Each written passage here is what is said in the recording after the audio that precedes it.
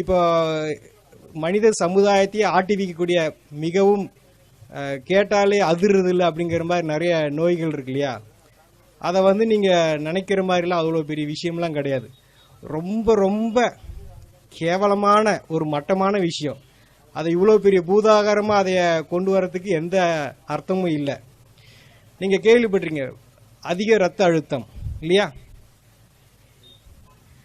இப்போ இந்த அதிக இரத்த அழுத்தத்துக்கு பார்த்தீங்கன்னா ப்ரெஷருக்கு பல வருஷமும் மாத்திரை சாப்பிட்ருப்பாங்க. அப்போ இந்த இரத்த அழுத்தத்தை குணப்படுத்துவதற்கு ஏதாவது ஒரு முறை இருக்கா அப்படின்னா அது ஒரு மிகப்பெரிய ப்ராசஸ். நீங்கள் கேள்விப்பட்டிருக்க மாட்டீங்க, நம்ம அன்றாடம் பயன்படுத்தக்கூடிய வெண்டைக்காய் இருக்கு இல்லையா? வெண்டைக்காய், அந்த வெண்டைக்காயை வந்து நல்லா ஒரு 10 நிமிஷம் வெந்நீரில் ஊற போட்டு கொஞ்சம் சாஃப்ட் ஆகிட்டு நல்ல மென்று, பாஸ்கர் ஐயா சொல்கிற மாதிரி நல்ல மென்று உமிழ்நீரோடு கலந்து சாப்பிட்டாங்கன்னா 3 நேரம், காலையில் மத்தியானம் நைட் 3 நேரமும் உணவுக்கு முன்னாடி ஒரு 4 வெண்டைக்காய் கரெக்டாக 3 நாள் கழித்து மறுபடியும் ப்ரெஷர் பார்த்தா நார்மலாக இருக்கும். நார்மலாக இருக்குங்கிறது அவளுக்கு அந்த சிம்டம்ஸும் இருக்காது, நல்லா ஆகிடும். ஸோ ரத்த அழுத்தத்தை எந்த மாதிரி நிலை இருந்தால் சரி, அந்த கிட்னியே ஃபெயிலியர் ஆகிற அளவுக்கு ரத்த அழுத்தம் இருந்தால் கூட அதை குணப்படுத்தக்கூடிய ஆற்றல் எதில் இருக்குங்க?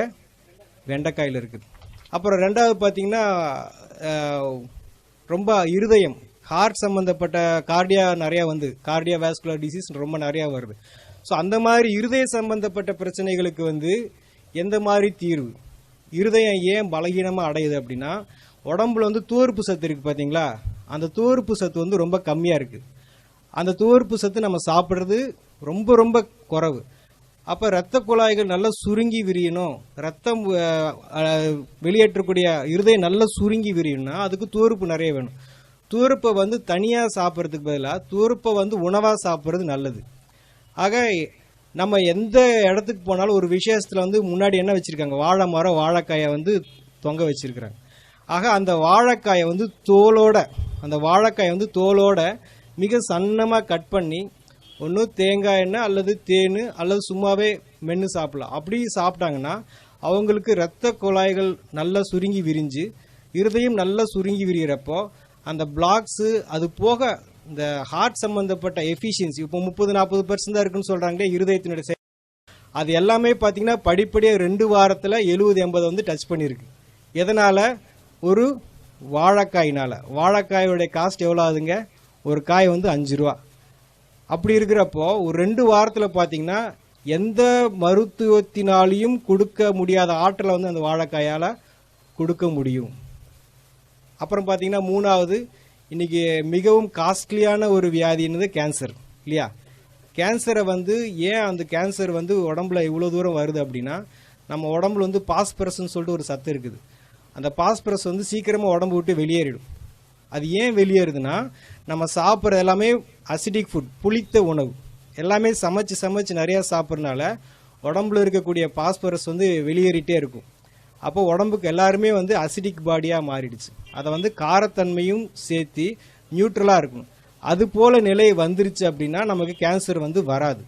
அப்போ உடம்பை வந்து 2-3 நாளில் வந்து அந்த புளிப்புத்தன்மையிலிருந்து விடுவிச்சு நார்மலுக்கு கொண்டு வரணும்னா அதுக்கு கடவுள் படைச்சிருக்க காய்க்கு பேர் வந்து பூசணிக்காய். இந்த வெள்ளை பூசணிக்காயை அந்த தோலோட, அந்த மேல் தோல் இருக்கு இல்லைங்களா, அந்த தோலோட நல்லா மிக்சியில் போட்டு அரைச்சி அதை வடிகட்டி ஜூஸ் குடிக்க என்ன ஆகும்னா கொஞ்சம் கொஞ்சமாக அந்த கேன்சர் அல்சருங்கிறது என்ன ஆகுங்க, புண்ணு ஆற ஆரம்பிச்சிடும். அவங்க கேன்சர் வந்து வெளியில் வந்துடுவாங்க. வெளியில் வந்துக்கிட்டு இருக்கிறாங்க, வெளியில் நிறைய பேர் வந்திருக்காங்க. எதனாலிங்க? ஒரு வெள்ளை பூசணிக்காய் எவ்வளோ இருக்குங்க? அதிகபட்சம் 10 ரூபாய்க்கு இருக்கும். அந்த பாட்டிலாம் உழவர் சந்தையில் உட்காந்துருப்பாங்க, பாவமாக இருக்கும், யாரும் சரியாக வாங்க மாட்டாங்க, மிச்சத்தை எரிச்சிட்டு எப்படி வேடிக்கை பார்த்துட்டு இருப்பாங்க. அவ்வளோ பெரிய ஆற்றல் வந்து வெள்ளை பூசணிக்காயில் இருக்குது. இன்றைக்கி நம்ம கேட்டிருக்கிறோம் நிறைய வந்து டயாலிசிஸ் பண்ணிகிட்டு இருக்கிறாங்க, வாரத்துக்கு 1 தடவை, வாரத்துக்கு 2 தடவை. அதுக்கு கொடுக்கக்கூடிய அமௌண்ட்டு, உடல் உழைப்பு இதெல்லாம் இருக்குது பார்த்தீங்களா? இந்த உடம்புல நீர் சரியாக பிரியவில்லை, உடம்புல இருக்கக்கூடிய நீர் சரியாக வெளியேறலை. அந்த ஒரு சூழ்நிலை, அது நெஞ்சில் இருக்கலாம், தலையில் இருக்கலாம், வயிற்றில் இருக்கலாம், காலில் இருக்கலாம், அத்தனை இடத்துல வந்து நீர் கோர்த்துருக்கும். அந்த நீரை வெளியேற்றுவதற்கு உலகத்தில் கடவுள் படைச்சிருக்கிற காய் வந்து கத்திரிக்காய். கத்திரிக்காய் வந்து உடம்பில் இருக்கக்கூடிய எந்த மாதிரி ஒரு நீராக இருந்தாலும் வெளியேற்றிடும். அதை எப்படி பண்ணலான்னா ஒரு 2 கத்திரிக்காயை 2 தக்காளியை வந்து ஒரு அரை மணி நேரம் வெந்நீரில் ஊற வச்சுட்டு நல்லா மிக்சியில் அடித்து வடித்து ஜூஸை குடிக்க என்ன ஆகுனா சிறுநீர் பிரிய ஆரம்பிச்சிடும். ஸோ அவங்களுக்கு யூரிக் ஆசிடோ கிரியேட்டினோ எதுவாக இருந்தாலும் கொஞ்சம் கொஞ்சமாக வந்து ரிவர்ஸ் ஆகும். இந்த கத்திரிக்காயை நம்ம ரெகுலராகவே வாழ்க்கையில் பயன்படுத்திகிட்டே இருந்தேன்னா நமக்கு வந்து இந்த கிட்னி ஃபெயிலியருங்கிற நிலை வந்து நமக்கு வராது. அவ்வளோ சிறப்பான காய் வந்து கத்திரிக்காய். அப்போ அதுக்கு நாம் எவ்வளோ ஸ்பெண்ட் பண்ணுறோம் அப்படின்னா அதுவும் பெரிய விஷயம் இல்லை. பீன்ஸ் காஸ்ட் கொடுக்குற அளவுக்குலாம் அதெல்லாம் அவ்வளோ பெரிய விஷயம் இல்லை. இது நடந்திருக்கு. நான் பேசிகிட்டு இருக்கிறது வந்து கதையோ அல்லது புஸ்தகத்திலேருந்து பேசுகிறதோ தீரியோ கிடையாது. இப்போ சொல்லிகிட்டு இருக்கிறது எல்லாமே சம்பவங்களை தான் வந்து உங்களோட வந்து ஷேர் பண்ணிகிட்டு இருக்கிறோம். ஏதோ போட்டிருக்கிறாங்க அதை நெட்டில் பார்த்ததில்ல அப்படிலாம் கிடையாது. ஒவ்வொரு விஷயத்தையும் சம்மந்தப்பட்ட அனுபவத்தோடு நம்ம இங்கே பேசிகிட்டு இருக்கிறோம். இப்போ நீங்கள் நிறைய கேள்விப்பட்டிருங்க நியூராலஜிஸ்ட், நரம்பு சம்மந்தப்பட்ட டாக்டர். அப்போ நியூராலஜிஸ்ட்டுக்குன்னு நம்ம வந்து இன்றைக்கி பார்த்திங்கன்னா நிறைய உருவாகிட்டே இருக்கிறாங்க. இந்த நிகழ்காலத்தில் பார்த்திங்கன்னா உடம்புல ஸ்ட்ரெஸ் அதிகமாகி என்ன அழுத்தங்கள் காரணமாக நரம்புகள் பலகீனமாகுது. தலைவலி, பேரலிசிஸு, பக்கவாதம் இந்த மாதிரி வருது. மெயினாக லேடிஸ்க்கு வந்து ஸ்ட்ரெஸ் ஜாஸ்தியாக இருக்குது மென்சஸ் டைம்லலாம். ஸோ இந்த மாதிரி இந்த நரம்புகளுடைய பலகீனம் உடம்புல பல விதத்தில் தெரியும். அந்த மாதிரி இருக்கிறப்போ கொத்தவரங்காய் இருக்கு இல்லைங்களா, ஒரு கொத்தவரங்காய் 10 கொத்தவரங்காயும் ஒரு முழு எலுமிச்சம்பழத்தையும் நல்லா ஜூஸ் போட்டு வடித்து குடித்தாங்க அப்படின்னா கொஞ்சம் கொஞ்சமாக நரம்பு தளர்ச்சி சரியாயிடும். மெயினாக இந்த பீரியட்ஸ் ஆகிறப்போ 20 நாள் 15-20 நாள்லாம் நிறைய பேருக்கு பீரியட்ஸ் ஆகிட்டே இருக்கும். அந்த விஷயங்கள்லாம் பார்த்தீங்கன்னா அடுத்த ஒரு நாளைக்கு 3 தடவை குடித்தாங்கன்னா 3 நாளில் அந்த ப்ராப்ளமே சரியாயிடும். எதுங்க? கொத்தவரங்காய் எலுமிச்சம்பழமும் ஜூஸ் போட்டு குடித்தா. ஸோ அவ்வளோ பெரிய ஆற்றல் இருக்குது கொத்தவரங்காய்க்கு. அது பக்கவாதம்னு சொல்லிட்டு பெட் ரிட்டனாக படுத்திருக்காங்க இல்லைங்களா, நரம்புகள்லாம் செயலிழந்து அதையே கூட குணப்படுத்தக்கூடிய ஆற்றல் வந்து கொத்தவரங்காய்க்கு இருக்குது. அப்புறம் பார்த்தீங்கன்னா நிறைய பேருக்கு தூக்கம் இல்லாமல் தவிக்கிறாங்க இல்லைங்களா, தூக்கம் இல்லாமல் நிறைய செடேஷன் டேப்லெட்ஸ்லாம் போட்டுக்கிறாங்க. அதுபோல் எந்த மாதிரி நிலையில் இருந்தால் கூட இந்த புடலங்காய் இருக்கு இல்லையா, புடலங்காயை வந்து விதையோட நல்லா மிக்சியில் போட்டு ஜூஸ் அடித்து அதை வடித்து கொடுக்கலாம், இல்லை அப்படியே குடிக்கலாம். அந்த மாதிரி இரவு சமயத்தில் குடிக்க என்ன ஆகுனா ஆட்டோமேட்டிக்காக மன அமைதியாகிடும். ஒரு மனிதன் தண்ணி இல்லாமல் இருக்கலாம், சாப்பாடு இல்லாமல் இருக்கலாம், ஆனால் தூக்கம் இல்லாமல் வாழக்கூடாது.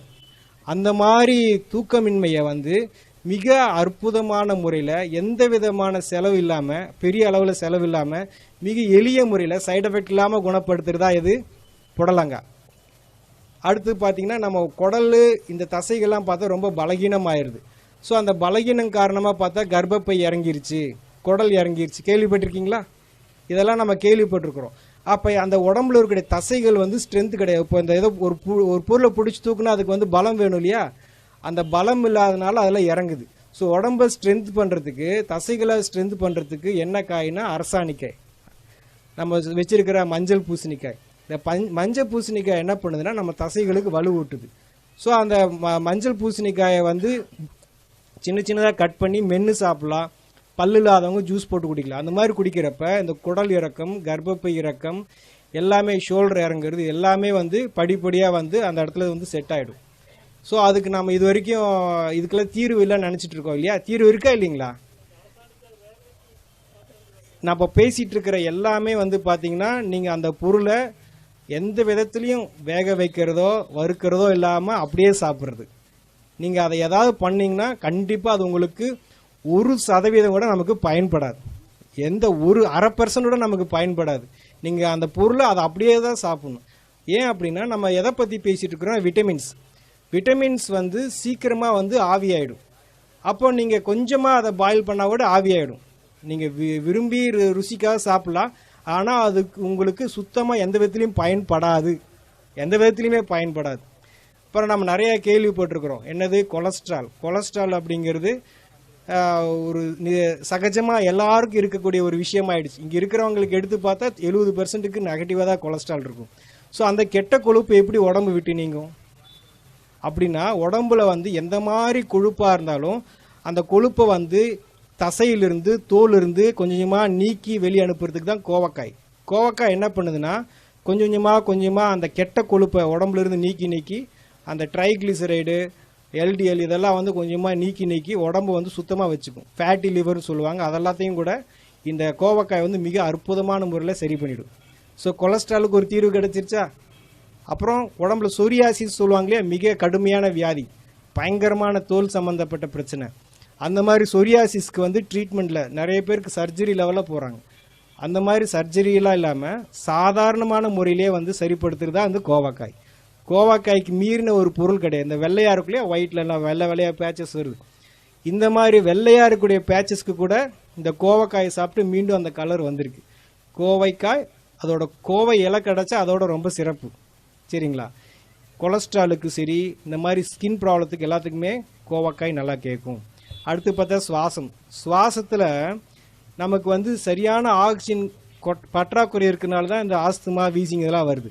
ஸோ அந்த மாதிரி சுவாச சம்பந்தப்பட்ட பிரச்சனைக்கு உடம்புல அதிகமான ஆக்சிஜன் பிராணனை கொடுக்கக்கூடியது தான் வந்து முருங்கை இலையை கீரையை ஜூஸ் போட்டு குடிக்கலாம். அல்லது முருங்கை விதை இருக்குது பார்த்தீங்களா, அது முத்துன முருங்கை விதையை வந்து எண்ணெய் பசை இருக்கும், அதை வந்து அப்படியே வாயில் பபுள்க மாதிரி சப்பி சாப்பிடணும்.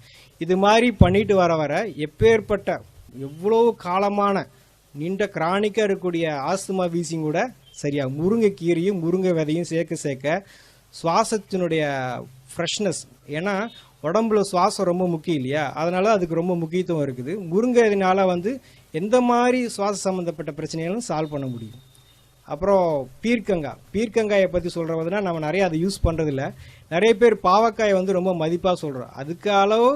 அது கூட ஒரு மேலே வந்து விஷயந்தான் பீர்க்கங்காயை வந்து தோலோட, அந்த பீர்க்கங்காயோட விசேஷமே தோல் தான். அந்த தோலோட நம்ம வந்து ஜூஸ் போட்டு அல்லது மென்று சாப்பிட்டோம்னா நம்ம உடம்புல பெப்டிக் அல்சர் அப்படின்னு சொல்லிட்டு ஒரு அல்சர் இருக்கும். அந்த அல்சர் வந்து அதிகப்படியாக வந்து உடம்பு எல்லா பக்கமும் வந்து புண்ணாக மாறி அந்த புண்ணு வந்து உடம்பு ஃபுல்லாக பரவும். அப்போ அந்த புண்ணெல்லாம் ஆத்துறதுக்கு உடம்புக்கு என்ன வேணும் அப்படின்னா இந்த பீர்க்கங்காய் ஜூஸ். இந்த பீர்க்கங்காயை வந்து மென்று சாப்பிட ஆட்டோமேட்டிக்காக உடம்புல இருக்கிற புண்ணெல்லாம் ஆறிடும். ஸோ புண்ணு ஆற நம்ம உடம்புல இருக்கக்கூடிய ஹார்மோன்ஸ் எல்லாம் வந்து சரியாக அவங்களுக்கு சுகர் அப்படிங்கிறது கொஞ்சமாக நார்மல் ஆகும். அப்புறம் நீங்கள் பார்க்குறீங்க மூட்டு வலிக்கு வந்து இப்போ என்ன, இடது காலுக்கு ஒரு 2 லட்சம், வலது காலுக்கு ஒரு 2 லட்சம் எடுத்து வச்சுக்கிறாங்க. ஸோ மூட்டு வலி வந்து ரொம்ப அதுவும் காஸ்ட்லி ஆகிடுச்சு. நம்ம உடம்புல நல்ல கொழுப்பு, ஹை டென்சிட்டி லிப்பிட் ப்ரொஃபைல், அது போக உடம்புக்கு வேண்டிய நல்ல எண்ணெய் பசை இருந்ததுன்னா எலும்புகள் வந்து ஸ்ட்ராங்காக இருக்கும். இன்னைக்கு வந்து பார்க்குறாங்க, இப்படி நடந்து போகிறாங்க, சும்மா கீழே படிக்கட்டு விட்டு இறங்குறாங்க, கால் ஃப்ராக்சர் ஆகிடுது. சும்மா ஏறுறாங்க, கீழே விழுந்தாங்க, வண்டி மேலே தான் விழுந்திருக்கு, ஆட்டோமேட்டிக்காக ஏதாவது ஃப்ராக்சர் ஆகிடுது. ஃபுட்பால்லாம் பார்த்தீங்கன்னா அவங்க அப்படி ஓடி போய் திரும்பி குட்டிக்கரணை அடித்து விழுகிறாங்க, அவங்களுக்குலாம் ஒன்றும் ஆகிறதில்ல. நம்ம சும்மா விழுந்தாலும் ஏன் ஃப்ராக்சர் ஆகுது? ஸோ அப்போ எலும்புகள் வந்து ரொம்ப பலகீனமாக இருக்குது. இந்த எலும்பை வந்து நல்லா உறுதியாக ஸ்ட்ராங்காக வச்சுக்கிறதுக்கு வந்து தேங்காயில் வந்து முத்துன தேங்காய் இருக்கு இல்லையா, கொப்பரை தேங்காயில் எண்ணெய் பசை இருக்கும், பச்சை தேங்காயில் எண்ணெய் பசை இருக்காது, கம்மியாக இருக்கும். அந்த கொப்பரை தேங்காயை நல்லா வாயில் போட்டு மென்று சாப்பிட்டாங்கன்னா இந்த ஏர் கிராக்கு, ஃப்ராக்சரு, எலும்பு சரியாக கூடலை, இந்த மாதிரி எந்த விஷயமா இருந்தாலும் சீக்கிரமாக கூடிடும். அவங்களுக்கு சர்ஜரி என்பது தேவையில்லை. அப்புறம் பார்த்தீங்கன்னா ரீசெண்டாக பார்த்தீங்கன்னா நிறைய பேருக்கு வந்து இப்போ இருக்கக்கூடிய இளைய தலைமுறை லேடிஸ்க்கு பார்த்தீங்கன்னா தைராய்டு, அது ரொம்ப ஃபேமஸ் ஆகிடுச்சு. யாரை கேட்டாலும் எனக்கு தைராய்டுன்றாங்க. ஆக உடம்புல வந்து ஒரு சுரப்பி ஹார்மோன் வந்து இம்பேலன்ஸ் ஆகுது. அந்த ஹார்மோன் இம்பேலன்ஸுக்கு என்ன காரணம் அப்படின்னா கால்சியம் வந்து சரியான விதத்தில் செயல்பாடு இல்லை அதிகப்படியாக வேலை செய்யுது, இல்லைன்னா குறைய வேலை செய்யுது. இந்த கால்சியத்தை சீரமைக்கக்கூடிய பணியை செய்கிறத யார் அப்படின்னா எலுமிச்சம்பழம். நம்ம நினச்சிட்டு இருக்கோம் எலுமிச்சம்பழம் ஜூஸ் நல்லது அப்படின்னு, கிடையவே கிடையாது. நீங்கள் குடிக்கக்கூடிய அந்த எலுமிச்சம்பழம் ஜூஸ் வந்து சுத்தமாக யாருக்குமே பயன்படாது. எலுமிச்சம்பழம் தோல் இருக்குது பார்த்தீங்களா, அதில் தான் ஊட்டச்சத்து இருக்குது. எலுமிச்சம்பழத்தை தோலோட மிக்சியில் ஜூஸ் போட்டு அடித்து குடிக்கலாம், அல்லது தோலை மட்டும் கொஞ்சமாக வாயில் மென்று சாப்பிட ஹார்மோன் இம்பேலன்ஸ் வந்து சரியாகும். நான் சொல்லியிருந்த எந்த விஷயமும் வந்து நிகழ்காலத்தை நீங்கள் யார் செஞ்சாலும் 100க்கு 100% அது வேலை செய்யும். அது எந்த விதத்திலையும் யாரையும் ஏமாத்தாது. ஆகலாம், பார்க்கலாம், செய்யலாம், நடக்கலாம், அப்படிலாம் எதுவுமே கிடையாது. நீங்கள் செஞ்சு பார்க்கணும். ஆக நாங்கள் என்ன சொல்கிறோன்னா, குணப்படுத்துறதுக்கு நாங்கள் தயார், நீங்கள் குணமாகறதுக்கு நீங்கள் தயாரான்னு கேட்குறோம். ஆக இதெல்லாம் எப்படிங்க பச்சையாக சாப்பிட்றது, எப்படிங்க இவ்வளோ நாளாக சாப்பிட்டு இது பண்ணுறது அப்படின்னா, இப்போ நான் சொல்லிட்டு இருக்கிறேன்ல வெண்டைக்காய், ஒரு 4 வெண்டைக்காயை நீங்கள் சாப்பிட்டுட்டு 4 வெண்டைக்காயை சாப்பிட்டுட்டு அப்புறம் எப்பயும் போல் நீங்கள் சமைச்ச உணவு சாப்பிட்டுக்கோங்க. ஃபஸ்ட்டு 4 வந்து நீங்கள் என்ன உங்கள் உடம்புக்கு என்ன தேவையோ அதை கொடுத்துட்டதுக்கு அப்புறமா உங்களுடைய உணவை செஞ்சிட்டிங்கன்னா உங்கள் உடம்புக்கு என்ன தேவையோ கொடுக்கப்பட்டாச்சு. அதுக்கப்புறமா நீங்கள் வீட்டில் என்ன பழக்கத்தில் பண்ணியிருந்தீங்களோ திருப்பி நீங்கள் எந்த நோயோட பாதிக்கப்பட்டீங்களோ அது திருப்பி டெஸ்ட் பண்ணி பார்த்தா முற்றிலுமாக சரியாக இருக்கும். எல்லா காயை பற்றி சொன்னாலும் ஒரு முக்கியமாக இந்த கொத்தவரங்காயை பற்றி நான் சொல்ல விரும்புகிறேன். என்ன அப்படின்னா, போன வருடம் இந்தியாவிலிருந்து அதிகமாக ஏற்றுமதியான விவசாய பொருள் எதுனா கொத்தவரங்காய். எதுக்கு கை தட்டுறீங்க? எதுக்குன்னே தெரியாது, எதுக்கு கை தட்டுறீங்க? கொத்தவரங்காய் எதுக்கு வாங்கிட்டு போகிறாங்கன்னு தெரியுமா? நம்ம வாங்கலைன்னு தலை தான் குனியணும். ஏன் வாங்குறாங்கன்னு தெரியுமா? அந்த கொத்தவரங்காயில் கிளஸ்டர் பீன் ஆயில் ஒரு எண்ணெய் பசை இருக்குது. கொத்தவரங்காய்க்குள்ளே ஒரு எண்ணெய் பசை இருக்குது. அந்த எண்ணெய் பசை ராக்கெட் லான்ச்சுக்கு யூஸ் பண்ணுறதா அவங்க சொல்கிறாங்க. நான் ராக்கெட் லான்ச் யூஸ் பண்ணுறோம், ஆள் குழாய் குளறுகளுக்கு இந்த எண்ணெய் பசை ரொம்ப முக்கியம் அப்படின்னு சொல்லி சொல்கிறாங்க. ஆனால் ஒரிஜினலாக அது நரம்பு சம்மந்தப்பட்ட எல்லா பிரச்சனையும் சால்வ் பண்ணும். அந்த ஒரு காய் மட்டும் நம்ம எல்லாரும் பயன்படுத்தினோன்னா மொத்த மருத்துவ உலகமே ஸ்தம்பிச்சு போயிடும். அவ்வளோ ஆற்றல் இருக்குது அந்த கொத்தவரங்காய்க்கு. பீரியட்ஸ் ஆகிறப்போ, பீரியட்ஸ் ஆகிறதுக்கு 2 நாள் முன்னாடி, பீரியட்ஸ் ஆகிறதுக்கு பின்னாடி 2 நாள், 5 நாள் கண்டிப்பாக கொத்தவரங்காயை எலுமிச்சம்பழத்தோட ஜூஸ் போட்டு குடித்தாங்கன்னா அவங்களுக்கு இந்த மாதிரி யூட்ரஸ் ஃபைபாய்டு, பிசிஓடி, எந்த பிரச்சனை, பெயின், பேக் பெயின், வயிற்று வலி, தலைவலி, தலை சுற்றுறது, எந்த இது இல்லாமல் சுமூகமாக அந்த நாட்களை எளிமையாக கடந்து போயிடுவாங்க. B12 சொல்லிட்டு ஒரு விட்டமின், அது முருங்கை விதையில அவ்வளோ இருக்குது. அதை விட்டுட்டு எல்லாம் ப்ரொக்கோலியை சாப்பிட்டு இருக்காங்க 200-300 கொடுத்துட்டு. இதை பற்றின எல்லா தகவலும் vegetableclinic.comனு ஒரு வெப்சைட் இருக்குது, அதில் கிடைக்கும்.